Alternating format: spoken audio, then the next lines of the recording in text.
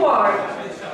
Em segundo lugar, a gente tem que reconhecer que realmente seu trabalho frente ao governo do Estado tem mudado muito o perfil do governo do Estado e principalmente no agronegócio com várias ações. O senhor anunciou recentemente vários investimentos do IAPAR e vários, como o senhor falou, em patrulhas rurais e outras ações. Só que uma das nossas delicadezas no governo do Estado com relação à fiscalização sanitária. Hoje a gente sabe que há carência técnica da SEAB, no DEFIS, que está mudando de órgão na questão de profissionais. A gente gostaria de saber, governador, de que maneira que isso já está sendo resolvido e que vai ser sanado. Olha, primeiro quero agradecer a compreensão dos nossos amigos profissionais de imprensa que estavam já anteriormente com esta entrevista agendada e era ao vivo. Eu não costumo fazer isso, mas tinha um compromisso anterior a esta coletiva que foi programada posteriormente. Mas eu agradeço a compreensão.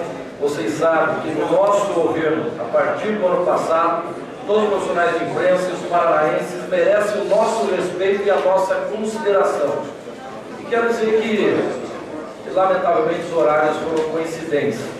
E dizer que na área da fiscalização, da vigilância sanitária, nós temos investido fortemente nesta área. Eu sei da importância de termos uma fiscalização mais rígida, que possamos proteger os produtos paranaenses até para abrirmos novos mercados internacionais. E o Paraná perdeu muito nos últimos anos. Segundo os dados que me foram apresentados por entidades que representam a agricultura e a pecuária, passam de 5 bilhões de reais os prejuízos que o Paraná ainda continua pagando em função daquela falsa febre aftosa que tivemos no ano de 2005. Então nós estamos vigilantes em relação a isso. Eu estive acompanhando uma comitiva de produtores rurais, sindicatos rurais, organizados pela FAEP, lá em Paris, na OIE, Organização Internacional de Epizootias, quando o Paraná foi considerado área livre de febre aftosa com vacinação. E hoje estamos juntos com essas entidades na busca de um novo estado só o Paraná, e área livre de febre aftosa sem vacinação. Para isso, não tem milagre. Para isso nós estamos investindo nessa área. Começando pela recente aprovação pela Assembleia Legislativa da nossa mensagem, criando a Agência de Defesa Agropecuária do Estado do Paraná. E em breve estaremos contratando mais 350 agentes para fiscalização, sobretudo das nossas fronteiras, para garantir esse novo estado ao Paraná. Então as medidas estão sendo tomadas e o investimento do Paraná é concreto. Senhores, por gentileza, não manter o silêncio, por favor. A prioridade do trabalho da imprensa nesse instante, por gentileza. Governador, eu fiz ontem essa pergunta também do ministro da Agricultura, ele não soube responder, eu não quis responder. Com relação aos brasiguaios que estão sendo expulsos lá do Paraguai, que estão se instalando nas áreas de fronteira aqui no Paraná. Quer dizer, aumentando também o número de sem-terras no estado. Nós já temos problema com sem-terras no estado e agora estão vindo esses brasileiros que estão sendo expulsos de lá. O ministro disse que no jeito de conversar se funciona, mas o estado está preparado para isso ou não? Primeiramente, mas tudo uma questão diplomática. Eu tenho tido uma boa conversa, uma boa relação com as autoridades paraguaias. Já cada mês tem um político, um senador, um deputado paraguaio que nos procura, tentando estreitar as relações. O vice-presidente do Paraguai já esteve comigo 2 vezes no meu gabinete, mais uma vez no final do ano, na cidade de Foz do Iguaçu, e nós estamos buscando, através destas autoridades, que o direito de propriedade, o direito dos brasiguaios sejam preservados no país vizinho, no Paraguai.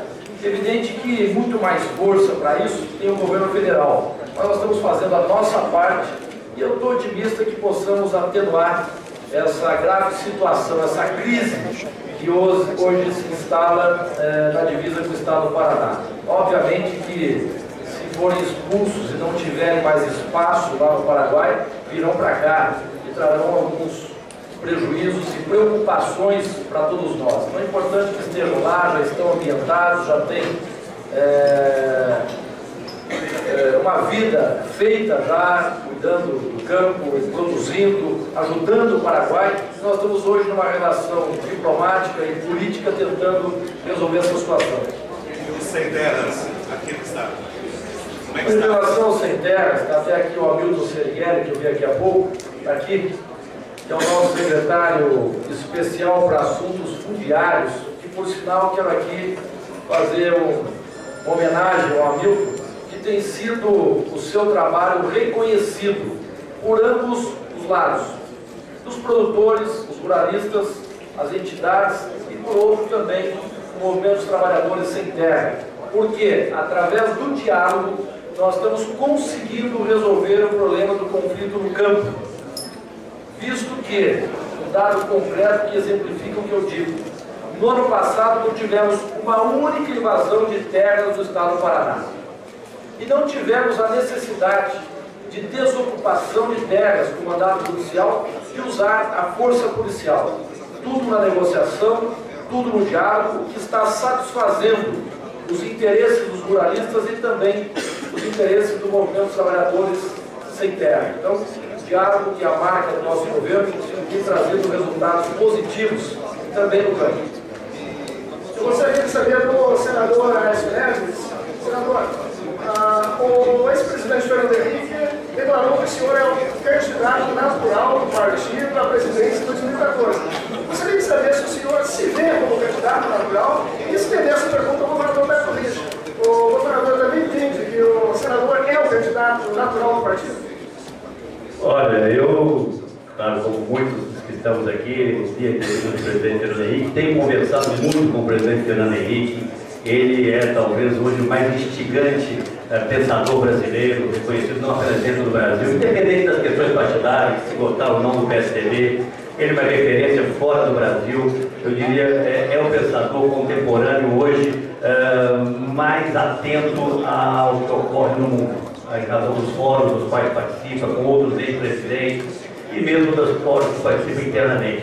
Ele fez uma manifestação, eu já tive a oportunidade de público agradecer, em torno do meu nome, mas essa é uma decisão que terá que ser tomada a seu tempo. Política é a arte de administrar o tempo. Uma decisão, por mais correta que possa parecer, tomada no tempo errado, é uma decisão errada.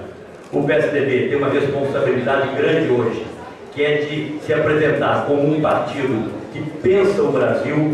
A agenda, na verdade, que está em curso no Brasil hoje, é a agenda proposta pelo PSDB lá atrás. O PT não inovou nisso, portanto, é hora de o PSDB se apresentar ao Brasil, discutindo os problemas reais das pessoas, condenando o aparelhamento da máquina pública, falando em investimentos em infraestrutura, em parcerias com o setor privado, valorizando o cooperativismo, como nós estamos fazendo aqui, cobrando investimentos na saúde por parte do governo federal, alertando para o gravíssimo processo de desindustrialização, meu caro Dilma, porque passa a economia brasileira. Nós estamos voltando à década de 50, quando éramos grandes exportadores de commodities, de matérias-primas. Há 10 anos atrás, 60% da pauta da balança de exportações brasileiras, de exportações, era de produtos manufaturados, portanto, produtos que agregavam valor aqui internamente, que geravam emprego, como vocês fazem aqui na Copavel. Hoje é o inverso. Hoje 60% de tudo que se exporta é commodities, e nós ficamos à mercê do preço das commodities no mercado internacional, que inclusive caiu nesse último mês. Portanto, existe uma série de questões que têm que ser discutidas pelo partido, pelos nossos aliados, antes de definirmos quais serão os nomes, ou qual será o nome que conduzirá as nossas bandeiras. Eu quero incluir, entre os vários nomes que o PSDB tem, o nome do governador do Paraná, um nome extremamente qualificado, com todas as condições de encampar, de empunhar essas bandeiras que vão diferenciar o atual modelo de gestão que está aí no governo federal, que a meu ver está exaurido, para um outro que tem a capacidade propositiva, que tem ousadia, que tem a coragem de propor as reformas que esse governo deixou para trás.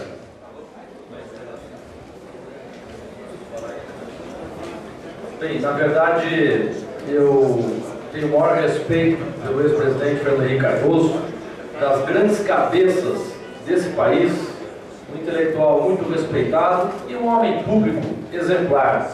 Fez um extraordinário governo nesse país, com avanços inquestionáveis, com conquistas que até hoje o Brasil se aproveita delas, inestimáveis contribuições como a criação da rede de proteção social, que depois mudaram de roupagem, de nome, para ter uma outra paternidade, o respeito internacional que teve o país no governo FHC, a consolidação das instituições democráticas e o mais importante de tudo, a estabilidade da nossa economia, que foi a base, o alicerce para o crescimento vigoroso que o Brasil conheceu de lá para cá. Além de outras contribuições, como a Lei de Responsabilidade Fiscal, que trouxe a responsabilidade dos administradores públicos de zelar pelo bem público, de gastar menos do que arrecada, enfim, grandes contribuições. E hoje continua sendo um grande conselheiro do PSDB. Evidente que tem um grande peso a manifestação do ex-presidente Fernando Henrique Cardoso, não apenas internamente no PSDB, mas em todo o cenário jurídico. E o nome do Aécio é lembrado por todos, e não poderia ser diferente. Um grande político, um homem que tem o prazer de servir a sua comunidade, de servir a nossa sociedade, e muito bem. Já exerceu vários cargos políticos no país, e todos eles teve um destaque pela sua postura ética, pela sua competência, pela gestão de resultados que ele promoveu, sobretudo no governo de Minas Gerais. Ao longo de 8 anos governando Minas, que é um grande estado brasileiro, em todas as pesquisas de opinião pública foi apontado o melhor governador do Brasil. E merece o carinho, a aprovação e o respeito dos mineiros e o reconhecimento de todos os brasileiros. Ainda mais levando-se em conta a situação financeira que ele recebeu do estado de Minas. Conseguiu sanear as finanças, dar a volta por cima e fazer um grande governo que serve de exemplo para os demais estados e todos administradores estaduais ou municipais desse país. Então, a sua trajetória política, a sua história de vida o credenciam a ser um grande candidato à presidência da República. O PSDB tem a felicidade de ter grandes nomes, ser um partido referência em boas administrações públicas, de resultados, com ética, privilegiando a agenda que nos é apresentada pela sociedade brasileira. Então, por essas razões, o Aécio é um grande nome, e temos também outros nomes que devem ser respeitados. Eu concordo com o Aécio, que hoje ele é a bola da vez no PSDB, e outros partidos também pensam dessa maneira. Agora é cedo, acho que é extemporâneo para lançar uma candidatura nesse momento. O momento é discutir com a sociedade um grande projeto para o Brasil, o momento é de garantir oportunidades a todos que queiram apresentar o seu nome. Nesse aspecto eu conheço bem o Aécio, uma pessoa tranquila, não tem obsessão pelo poder, está na política para servir, dar o melhor de si para o fortalecimento da nossa sociedade, e desta forma tem o nosso respeito e de todos os brasileiros. Governador Carlos Zafari, da KTV, estamos ao vivo para o Jornal da KTV nesse momento. O senhor se reuniu com prefeitos hoje pela manhã. Nós estamos no show rural, mas nós saímos de uma situação muito crítica, que é o estado de emergência. Tivemos uma queda de 30% aqui na região oeste do estado. Os prefeitos reclamam algumas vezes do transporte escolar, das estradas rurais e desta situação. O que o senhor disse a eles hoje pela manhã? Olha, eu tenho dito sistematicamente aos prefeitos, porque fazemos um governo de braços abertos, um governo municipalista. Está aqui o Edgar, que é prefeito de uma grande cidade, que é Cascavel, o presidente da AMOP aqui ao nosso lado, Eliezer Fontana, de Corbélia, e podem testemunhar e avalizar as minhas palavras. Temos sistematicamente nos encontrado com prefeitos, seja através dos grandes programas, convênios, repasses de recursos do Estado aos municípios, seja discutindo as melhores diretrizes e elaboração de políticas públicas para atender os municípios do nosso Estado. E agora, recentemente, os prefeitos nos procuraram e prontamente atendemos. A comitiva de prefeitos aqui da MOP, a comitiva de prefeitos do Sudoeste, também da região da Concan, aqui o prefeito de Campo Mourão, Nelson Turek, e tranquilizamos a todos. O governo foi pronto e foi ágil para atender a reivindicação dos prefeitos, que é a reivindicação dos nossos produtores rurais. Atendemos, primeiro, nas questões mais urgentes, de reabastecimento de água para consumo humano e consumo animal. A Sanepar atendeu e esteve mobilizada de pronto. E depois o apoio técnico da nossa Secretaria de Agricultura, da Emater, do Instituto das Águas, todos os órgãos envolvidos para atender os nossos produtores. Recursos, orientação para amenizar a grave situação que atingiu os pequenos produtores, principalmente. A agricultura familiar foi privilegiada. Em relação ao transporte escolar, no primeiro ano do nosso governo, com todas as dificuldades que enfrentamos, assumimos o compromisso de avançar no repasse de recursos para o transporte escolar. Os prefeitos do Paraná recebiam 27 milhões do governo do Estado. No primeiro ano, com todas as dificuldades, nós passamos para 58 milhões, mais do que o dobro para atender o transporte escolar. E já uma programação acertada pela Associação dos Municípios do Paraná, de repasses sistemáticos até o governo assumir por completo a sua responsabilidade no transporte dos alunos da rede estadual de ensino. E os prefeitos toparam. Agora, por melhor que seja a medida, nunca você vai conseguir alcançar a satisfação de 100% das pessoas. Em relação ao transporte, posso te garantir, aqui os deputados e os prefeitos também, mais de 90% dos prefeitos estão satisfeitos. E as estradas rurais, acabei de anunciar um grande investimento para contratação e implantação de mais 60 patrulhas rodoviárias do Estado. Temos poucas, e essas poucas estão sucateadas há muitos anos.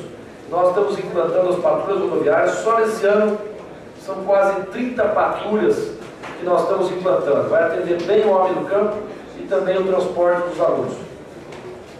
Rádio Globo, Áureo Júnior. Saudação, senador Aécio. Boa tarde, senhor governador Beto Richa. Ainda sobre essa questão da estiagem, o governo alertou as lideranças dos senhores prefeitos para que enviassem toda a documentação necessária para que recebessem os respectivos benefícios. O governo já recebeu, através da Defesa Civil, governador, esses relatórios completos para que nenhum município não fique sem assistente e não haja nenhuma possibilidade de interpretação errônea sobre discriminação por raça. Isso é muito importante. Alertamos os prefeitos da necessidade de apresentar toda a documentação, todas as verificações, as necessidades mais urgentes de cada um dos municípios. E naquela reunião mesmo lá da MOP, eu assinei um decreto reconhecendo a situação de emergência de 137 municípios paranaenses. Isso facilita e agiliza os recursos encaminhados aos municípios e mesmo as solicitações que fizemos junto ao governo federal de poder atender os nossos produtores rurais. E o encaminhamento através da Associação de Municípios também, fazendo levantamento dos núcleos da agricultura e da Emater do interior do estado para fazer uma avaliação mais criteriosa e precisa dos prejuízos que os produtores tiveram nos diversos municípios do nosso estado. E diante dessa documentação, que possamos de forma mais justa atender os mais necessitados de forma prioritária.